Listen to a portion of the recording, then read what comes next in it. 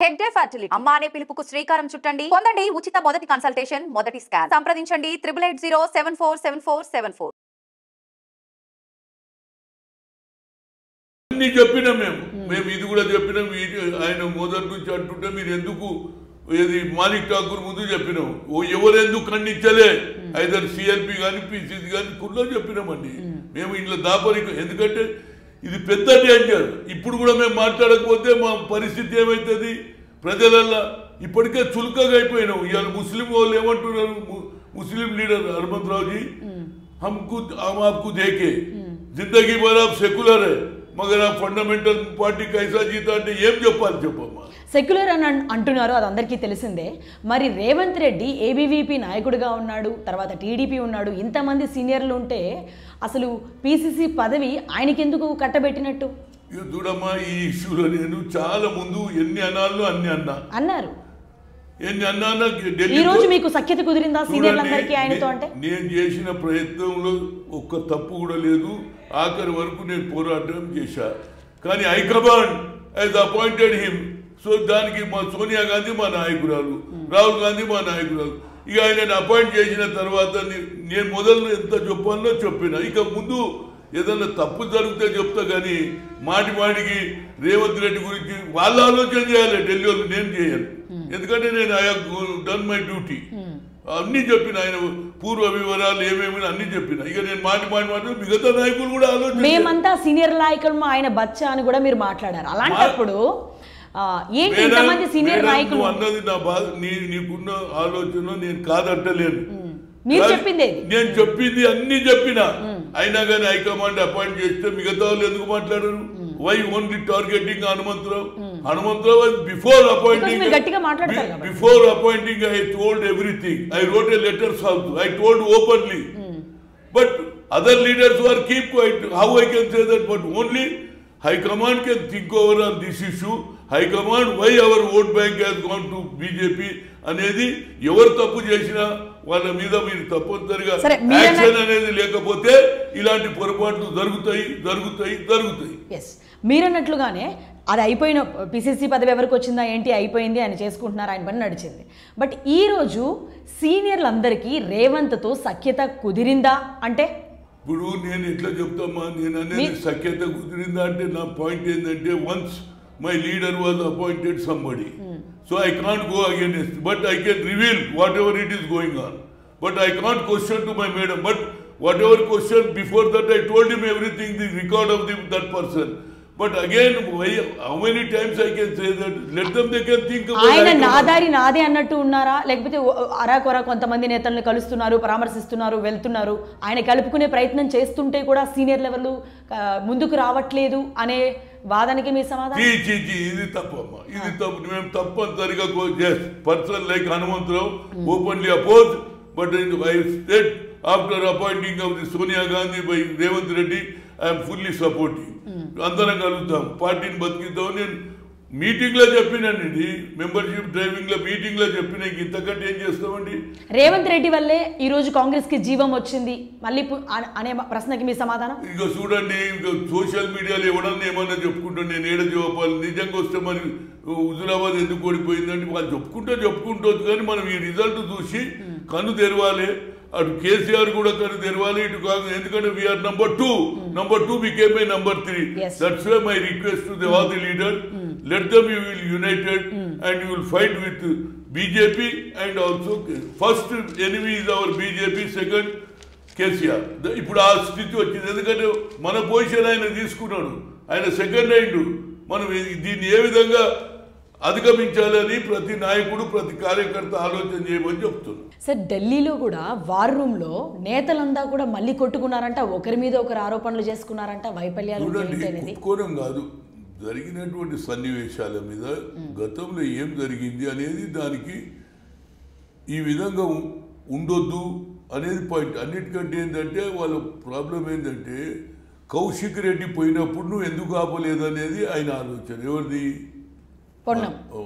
మన పొన్నం. నేను అక్కడ ఎంపీని, నన్ను కూడా ఇన్వాల్వ్ కానీ కూడా చేశారు. మరి పోనీ మీరన్నా ఆపారా అనేది పాయింట్.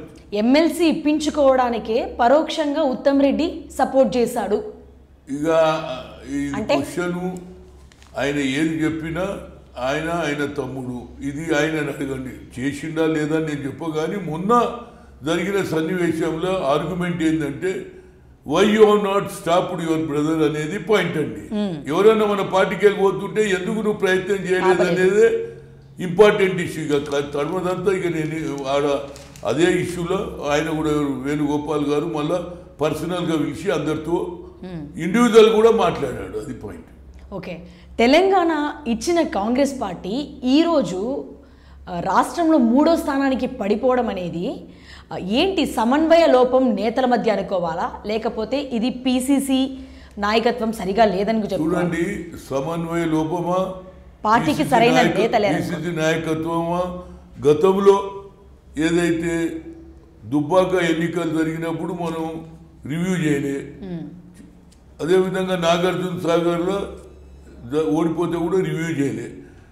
అప్పుడు ఏదన్నా రివ్యూ చేసినట్టే మనకి ఇప్పుడు తెలుస్తుండే ఒకటి. రెండోది ఏంటంటే మనం లేటు క్యాండిడేట్ పెట్టడం, అదేవిధంగా మనం అందరూ పార్టీలు అయిన తర్వాత మనం నామినేషన్ వేయడం, ఇవన్నీ కూడా ప్రజలలో ఒక ఫీలింగ్ ఏమొచ్చిందంటే కాంగ్రెస్ ఎక్కువ సీరియస్ లేదనేది అయితే అభిప్రాయం ఏర్పడింది. అంటే ఇప్పుడే కాదు, సార్వత్రిక ఎన్నికల సమయంలో కూడా నామినేషన్ల టైం అయిపోతున్నా కూడా ఇంకా పొత్తులని చెప్పి గొడవలు పెట్టుకోవడము, ఏ పదవులు కావాలని చెప్పి కూడా లాస్ట్ వరకు కూడా మీ వైఫల్యాల్లో విశ్లేషకులు అందరూ చెప్పింది ఏంటంటే పొత్తుల విషయమై లాస్ట్ వరకు కూడా కొట్టుకుంటూ కనబడ్డారు. అందుకే జనాలు వీళ్ళు ఎప్పుడు ఉంటారో ఏం జరుగుతుందో తెలియకే మీకు పడాల్సిన ఓట్లన్నీ కూడా గుంపగత్తుగా టీఆర్ఎస్కే పడ్డాయి అనేది ఆ రోజు ఒక వాదన. సో అప్పటి నుంచి ఇప్పటి వరకు కూడా వరుస వైఫల్యాలు ఉన్నా కూడా ఎందుకు కాంగ్రెస్ నాయకులు కలుదెరవట్లేదు అంటే? ఇప్పుడు అండి నేనేమంటున్నా అంటే ఇంత పెద్ద ఇది సీరియస్ దెబ్బ అంటే ఇది లాస్ట్ వార్నింగ్ ఇచ్చారు ప్రజలు, మీరు కలిసి ఉండకపోతే మీ పార్టీకి దెబ్బ అవుతుంది. మేము ప్రిడామినెంట్ ఓట్లు కూడా ట్రాన్స్ఫర్ అయింది కాబట్టి మనం అప్రమత్తంగా ఉండాలి. ఇక మనం మాటికి ఎందుకు పోయింది అనేది కాదు, ఇప్పుడు ఏం చేస్తాం, పార్టీని ఏ విధంగా బలోపేతం చేస్తాం, కార్యకర్తలకు ఏ విధమైన ధైర్యం ఇస్తాం. ఎందుకంటే ప్రతి ఒక్కరు కూడా డిమారలైజ్ అయిపోయింది. నిన్నటి దానిక సెకండ్ అన్నాం రా బాబు, మన సంగతి ఏమిటండి కార్యకర్త, దాన్ని మనం కాపాడుకోవడానికి వాళ్ళకి ధైర్యం పెంచాలి. జిల్లాలలో నేను అది కూడా చెప్పిన, జిల్లాలలో ఏదైనా చిన్న మనస్పర్ధలు ఉంటే దాన్ని సాల్వ్ చేయాలి. ఎవరు చేయాలి? మేము సీనియర్లో మేము కూడా మాట్లాడతాం. అదేవిధంగా వచ్చినటువంటి అబ్జర్వర్స్ కూడా ఏ జిల్లాలలో తగాదాలు ఉంటే అది కూడా మీరు చేయకపోతే ఒక పుండు మొదలవుతుంది, అది పెరిగి ఆఖరికి సెప్టిక్ అయితే కాలు కొట్టేసే పడుతుందని అది కూడా నేను చెప్పడం జరిగింది. ఇది కేవలం స్టేట్ లెవెలే కాదు, ఈవెన్ జిల్లా లెవెల్లో కూడా మండల్ లెవెల్లో కూడా ఏదైనా మనస్పర్ధలు కాంగ్రెస్ వాళ్ళు తగాదాలు పడుతుంటే కలవాలి. అదేవిధంగా ఒరిజినల్ కాంగ్రెస్ ఎవడైతే తరతరాల నుంచి జెండా మోస్తుండో వారికి న్యాయం జరిగేందుకు మనం ప్రయత్నం చేయాలి. అది point. Okay, so Huzurabad election టైంలో మీ అభ్యర్థి వెంకట్ ప్రతి నేత దగ్గరికి వెళ్ళి మాట్లాడినప్పుడు ఎవరు పట్టించుకోలేదు. ఇప్పుడు ఓడిపోయి ఢిల్లీ పిలిచి అధిష్టానం మాట్లాడుతున్నప్పుడు అది చెప్పు ఇది చెప్పు, వెంకట్కి రిపోర్ట్లో అలా రాయి ఇలా రాయి అని చెప్పి నేతలంతా పిలిచి ఫోన్లు చేయడం, మళ్ళీ ఇళ్ళకి రమ్మనడం, ఇదంతా జరగట్లేదా? ఇప్పుడు చూడండి, ఎప్పుడైతే విశ్లేషణ జరిగేటప్పుడు అందరు రావాలండి. సపోజ్ మేము వెంకట్ విలువ అనుకో, మీరేమంటారు, ఏమన్నా ఎవరైతే క్యాండిడేట్ ఉన్నాడో క్యాండిడేట్ బాధ కూడా వినాలి కదా. కేవలం హనుమంతుల మాట ఇంకోళ్ళ మాట కాదు, అసలు candidate what ever the difficulties he has faced, ఏది ఎన్నికల ఏది బరిలో ఉన్నటువంటి అభ్యర్థికి ఎలాంటి ప్రమాదాలు జరిగినాయి, ఎలాంటి అన్యాయం జరిగిందని వారిని కూడా పిలిచిన ఆయన బాధలు కూడా మళ్ళీ తర్వాత ఇండివిజువల్గా ఆయనతో మాట్లాడుకున్నాడు. అతను కూడా అన్నాడు లేటుగా కావడం జరిగింది. ఇదే మొదలు ఈ క్యాండిడేట్ అయినా అట్లీస్ట్ ముందు పెట్టిన ఒక లాభం జరుగుతుండే, రెండోది కొండా సురేఖ ఉంటే ఇంకో లాభం అవుతుండే. అదేవిధంగా లాస్ట్ పాయింట్ ఏంటంటే మా రేవంత్ రెడ్డి గారు 2 దగ్గర నేను మీటింగ్లో కూడా చెప్పాను, ఆ మీటింగ్లు బయట పెట్టే బదులు హుజూరాబాద్లో పెట్టింటే కొంత న్యాయం జరుగుతుండే అనేది నా ఉద్దేశం. ఎందుకంటే ఆ పెట్టే మీటింగ్లు రావురాలో పెట్టారు, లేకుంటే గజ్వేల్లో పెట్టారు, అందులో మల్లికార్జున్ ఖర్గేని పిలిచారు. ఆ మీటింగు హుజూరాబాద్లో జరిగితే కొంతలోనే మాకు లాభం అవుతుండేది అని నా ఫీలింగ్. నేను ఇది ఆడ చెప్పినా ఈడ చెప్తా ఏడైనా చెప్తా. మీటింగులు పెట్టిండ్రు, మంది వచ్చిండ్రు, కష్టపడ్డారు, కానీ ఎక్కడనైతే ఎన్నికలు ఉన్నాయో ఆడబెట్టినుంటే దీని లాభం వస్తుండే అనేది నా ఉద్దేశం. రేవంత్ రెడ్డితో సీనియర్లందరికీ సఖ్యత కుదిరిందా? ఇకనైనా కలిసి పనిచేస్తారా ఎన్ని వైఫల్యాల తర్వాత? చూడండి, ఇప్పటికన్నా నేను నా ప్రయత్నం చేస్తున్నా. కోమటిరెడ్డి వెంకటరెడ్డి కాదు, అదే విధంగా ఒక కొత్త టాక్ వెళ్ళింది. రాజగోపాల్ రెడ్డి కూడా బీజేపీని కూడా పోతా. రేపు కోమటిరెడ్డి గాంధీ భవన్ మెట్లు ఎక్కట్లేదు కదండి. ప్రయత్నం చేయాలండి. ఇప్పుడు నేను అన్నది అతను కూడా ఒక క్యాండిడేట్ ఉండే, ఏది ఫ్రంట్ రన్నర్లా హనుమంత్ బీసీలలో నా పేరుండే, ఆయన పేరుండే. నాకు రాలేదు, నన్ను పట్టించుకుంటలేరు అనేది ఆయన ఫీలింగ్. దాని గురించి కూడా నేను మాట్లాడినా. పోయి ఎవరైతే కొంత ఫీలింగ్ అన్ఫీలింగ్ వాళ్ళని కలవాలి అన్నా నేను అతనితో కూడా మాట్లాడతా. ఎందుకంటే తమ్ముడు బీజేపీలో పోతే అది ఎవరికి అన్యాయం జరుగుతుందండి? కోమటిరెడ్డి జరుగుతుందా లేదా? అందుగురించి నేను ఆయన కూడా అరే నువ్వు చేసిన తప్పు వల్ల మీ అన్నకు అన్యాయం జరుగుతుంది, నువ్వు ఆలోచన చేసుకో, కాంగ్రెస్ లో ఉండు, బలపడదాం. నువ్వు గెలవలే, కష్టపడ్డావు, నువ్వు ఎమ్మెల్సీ గెలిచినావా లేదా, మళ్ళీ ఎమ్మెల్యే గెలిచినావా లేదా, మళ్ళీ మీ అన్న కూడా గెలవాలని అంటే if you are joining in BJP అని ఒక టాక్ నడుస్తుంది. 90% నా హోప్ అతను తప్పనిసరిగా నా మాట వింటాడు.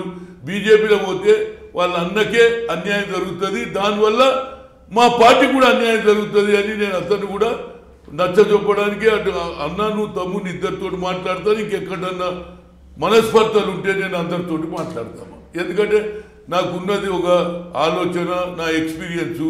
ఇప్పుడు ఉన్నటువంటి అందరి నాయకులలో నేను సీనియర్ మోస్ట్ ఏది కాంగ్రెస్ పార్టీలో. కనుక నా ధర్మత.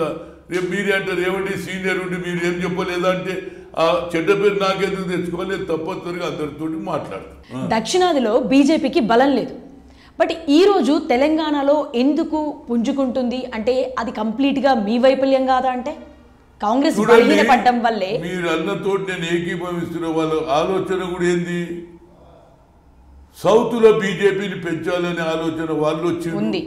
ఇంకో పక్క నిన్నటి వరకు Mayawati she was confined only north, she is also trying come to the Telangana and Andhra. అంటే ఎందుకు ఇక్కడ గ్యాప్ ఉన్నది, ఈ గ్యాప్ను మనం సమకూర్చాలి. ఎందుకంటే కాంగ్రెస్ ఉన్నా వీళ్ళు కాంగ్రెస్ వాళ్ళు ఏది 2 సార్లు ఓడిపోయిండ్రు అనే ఆశతో వాళ్ళు వస్తున్నారు. నేనేమంటున్నా, మనం వేరే వాళ్ళకి ఎందుకు ఛాన్స్ ఇవ్వాలి? తెచ్చింది ఇచ్చింది మేము, కష్టపడ్డది మేము, జైలు పోయింది మేము, జూతాలు తిన్నది మేము, ప్రాణాలు అర్పించింది మనం ఆ కాన్సెప్ట్ పోవాలి. మనం నువ్వు చేసిన గొప్పతనం నేను చెప్పాలి, నేను చేసిన గొప్పతనం చెప్పాలి. మీరు ఆ రోజు నుంచి ఈ రోజు వరకు ఇచ్చారు తెచ్చారు అన్నది నిజం, కానీ ప్రజలు ఎందుకు మిమ్మల్ని నమ్మట్లేదు? వరుసగా వైఫల్యాల బాటలోనే మీరు ఎందుకున్నారు?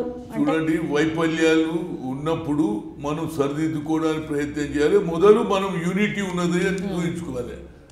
మనం ఏదే కానీ కార్యక్రమం చేసినప్పుడు ఒక ఆలోచన చేయాలి. మనం ఇన్ని రోజులు హుజూరాబాద్ ఎన్నికలు వస్తుందో తెలుసు, రాజీనామా చేస్తున్నదో తెలుసు. ఫస్ట్ పొరపాటు ఏది, when person came to our fold మనం వదిలేసినాం. ఇంతకంటే బాల్ మన చేతికి దొరికితే వదిలేసినాం. అంటే ఇది సెల్ఫ్ గోల్ అన్నట్టు. నిజంగానే ఈటల రాజేందర్ బట్టి దగ్గరికి వచ్చినప్పుడు బట్టిని అట్లనే ఆలోచన చేసి పెట్టి 2 రోజులు అందరు మీటింగ్ పెట్టుకొని అతను తీసుకుని ఉంటే అయిపోతుండే, మనకు పెద్ద పేరు వస్తుండే. మీరే అందరూ కాంగ్రెస్ ఈజ్ రివాంపింగ్ అగైన్ కమింగ్. ఇప్పుడు ఏమైంది, అతను వదిలేసినాం, బీజేపీ వారు పట్టేసిండు. కనుక కొన్ని చిన్న చిన్న తప్పులే కానీ పెద్దగా అవుతుంది. ఎప్పుడే మనకు చిన్న దానికి ఐరన్ తోటి కుచ్చుకుంటుంది అనుకో, ఏమవుతుంది అని ఊరుకుంటే కాలు కొట్టేస్తారు. అట్లా ఇప్పుడు అయ్యింది. సేమ్ ఇట్ అయిపోయిన అబౌట్ ఈటల రాజేందర్ ఇష్యూ. అతన్ని మన దగ్గర పెట్టుకుని ఉంటే బాగుంటుండే. దాంతోపాటు ఆయన మాటికి ఎవరు విశ్వేశ్వర రెడ్డి లేదు మావోడే అని గెలిపించాలి అన్నప్పుడు ఎట్లా మీ ఓడవుతాడా? బీజేపీకి లేవటప్పుడు సింబుల్ ఏంది అని అనలే, ఎవరు అనలే, మేమనలే, ఎవరు అనలే.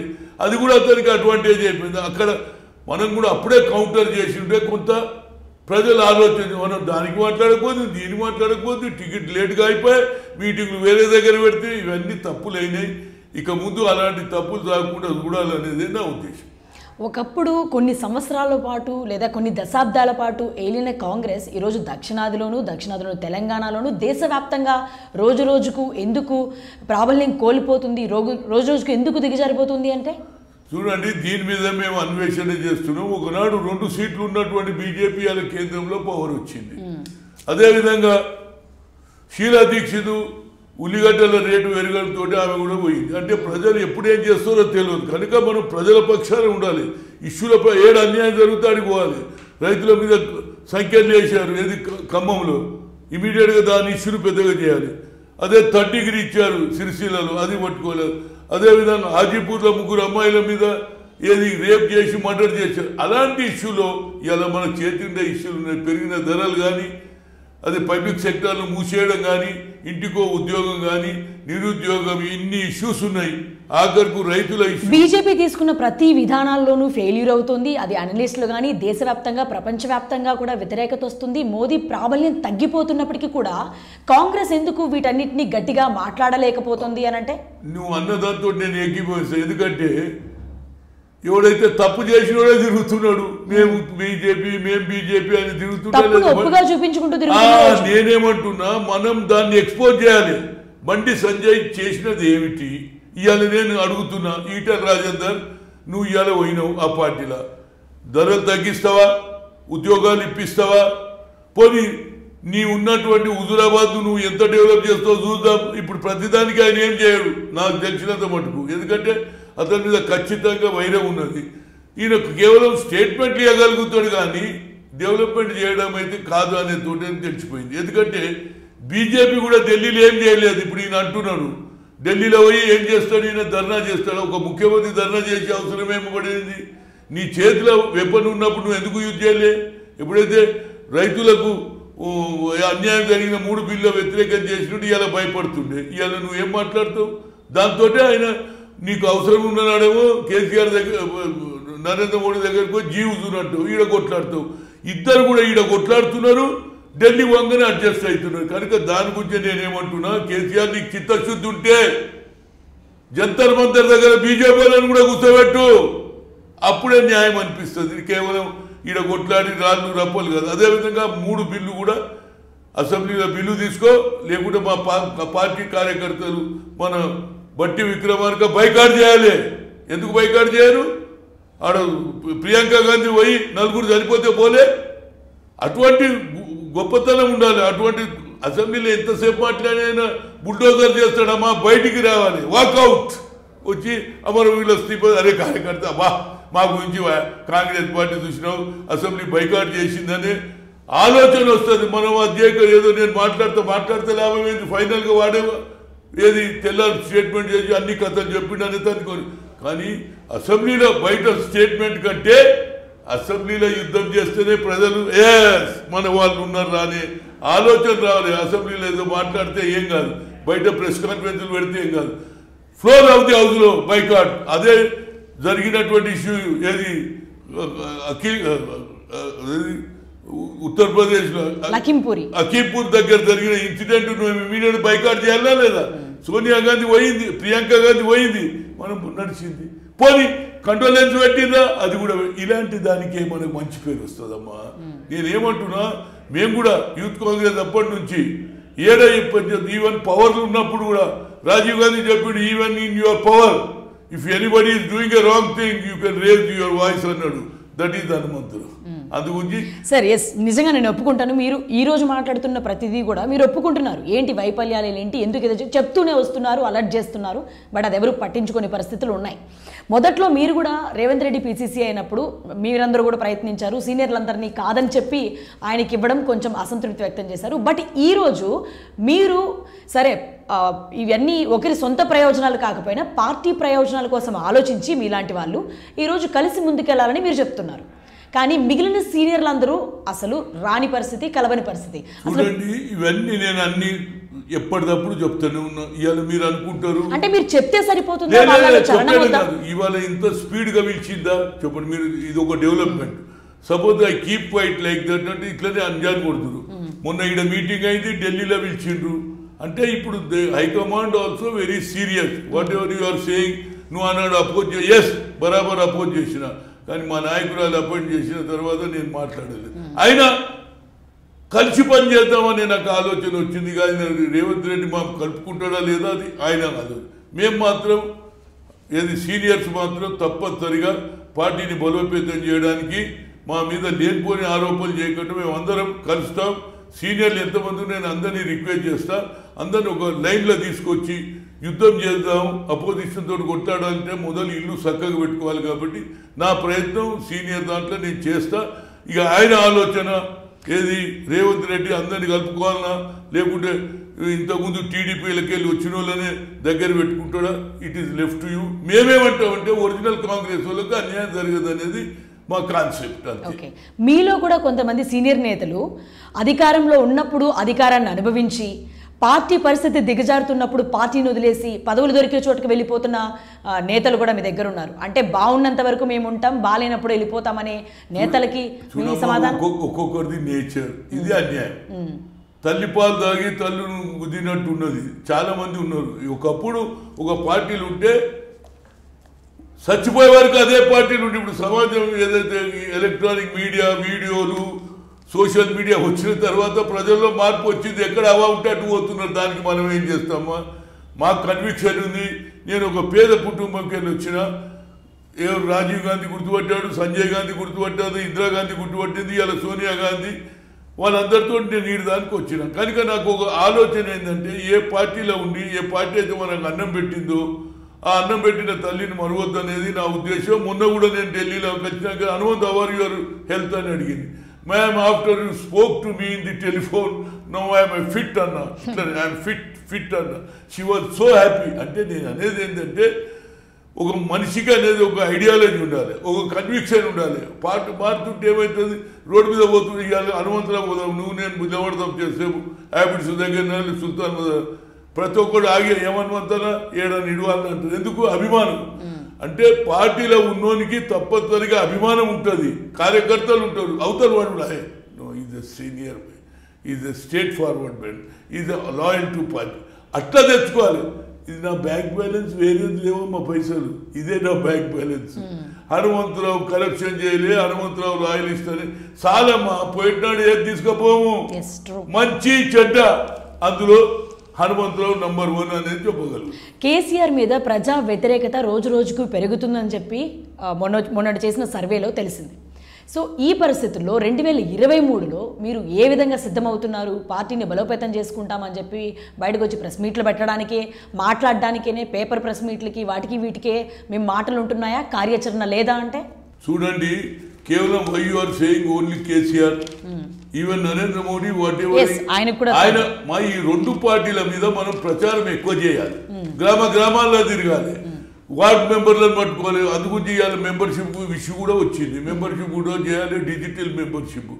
కనుక మన పార్టీని మొదలు కింది స్థాయి లెవెల్లో మనం బలోపేతం చేస్తే వాళ్ళే ఏది సైనికుల్లాగా పనిచేస్తారనేది నా ఉద్దేశం. దాని మీద మాణిక్ ఠాకూర్ గారు బాగా ప్రయత్నం చేస్తున్నారు. మేము కూడా వేణుగోపాల్ గారు నిన్న మంచిగా మా అందరితో మాట్లాడి మాకు సాటిస్ఫై నిన్నటిదానికి ఎవరు కలవాలి, ఎక్కడ పోవాలి ఉండే, అది కూడా ఒక బాధ ఉండే ఇన్ని రోజులు మాకు. ఇప్పుడు ఆయన కూడా ఆలోచన చేస్తుండే, లేదు తెలంగాణ మీద కాన్సన్ట్రేట్ చేయాలి, గతంలో జరిగిన తప్పులు సరిదిద్దుకోవాలని వారు చేస్తున్నారు. కాబట్టి ఇక ముందు మంచి రోజులు వస్తాయని నేను ఆశతో ఇంకా ముందుకు పోతా. ఈ ఏజ్లో కూడా I'm a fighter, I can go anywhere, wherever injustice are done to any worker, Hanumantrao will be there.